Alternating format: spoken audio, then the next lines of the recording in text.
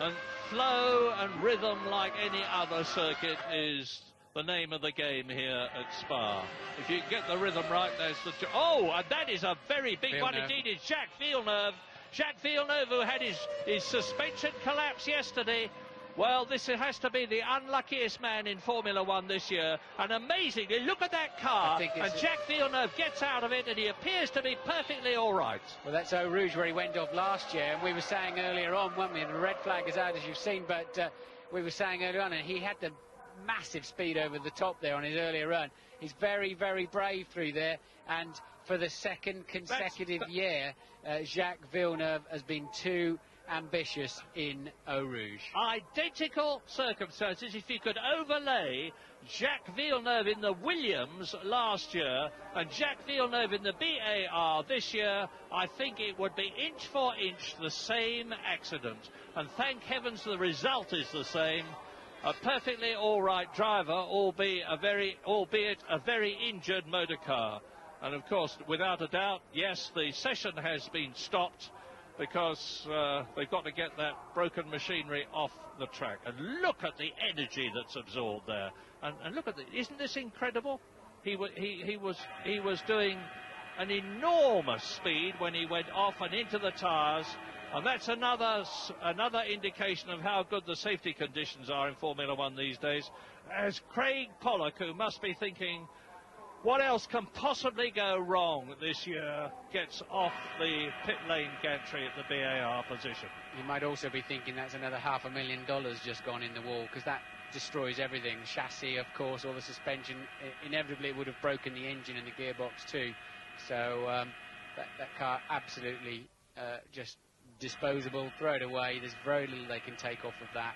And even they throw the seat belts away. Once a driver's had a big impact like that, the seat belts get thrown away too. But other people lose out, of course, at this moment, because, for example, Frentzen was on a very good lap, and that lap gets red flagged off. You are given a lap back in lieu of the red flag lap, but of course you don't get another set of tyres. You've lost the freshness of one of your new sets of tyres. So anybody on the circuit is also paying a little bit of a penalty here for Jacques' determination through Eau Rouge. It wasn't only Frentzen that suffered, because Damon Hill was in exactly the same position. So was Mika Salo and Johnny Herbert, Jean Lacey and Pedro Diniz. Here's a replay. Yes, here we go again. It started to get away from him in the foot of the hill, where the compression on the suspension and the car bottoms out, the tyres can go slightly light, and Jacques never able to recover it from there.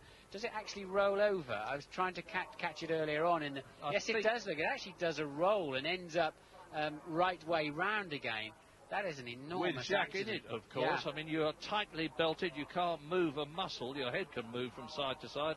And if we saw all that in slow motion again, his head would be plummeting like a pendulum from side to side of the car. Yes, and what's also worrying when you roll over in gravel like that is that the roll bar above your head can often dig into the gravel and still leave you exposed for hitting your head on the ground. Now, an incredible situation is that, as a matter of course, the BAR people are getting the spare car ready, because, as a matter of course, Formula One being what it is, notwithstanding the fact that Jacques Villeneuve has just been involved in that absolutely mammoth crash at about 160 miles an hour, but they just expect him to come doubling back and get in the spare car and go out. And he will, and he'll probably be very quick indeed. But so, whilst that debris is being cleared up, and you have a look at the runoff area for the corner, with 28 minutes and 51 seconds still to be run when the session is restarted, let's absorb what the situation is. Well, no, let's have a look at Jacques Villeneuve going off.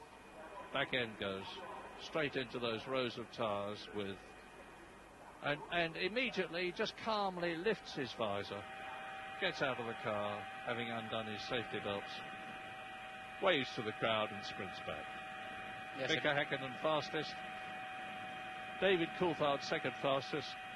So it's looking, as Mika Häkkinen there talks to Adrian Newey, the technical head of McLaren in the garage, like another McLaren front row. And Louise has got Craig Pollock with her. Yes, I have. Craig, that was one hell of a shunt your driver just had. Well, he had the same shunt last year, and he thought it was the biggest one he'd had. But I think having a look at this is the biggest. The most important thing is Jacques looks as if he's okay, and he's ready to get into the backup car.